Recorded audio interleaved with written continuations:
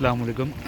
तत्ता पानी आज़ाद कश्मीर, गर्म उबलता हुआ पानी यहाँ चश्मा मौजूद है, जिसी की वजह से इसी मुनासबत से इसको तत्ता पानी कहा जाता है। ये आप देख सकते हैं बहरात, और ये साथ दरियाए पूंछ है। तत्ता पानी ब्रिज भी है, यहाँ लोग भी आते हैं बहुत दूर दराज से।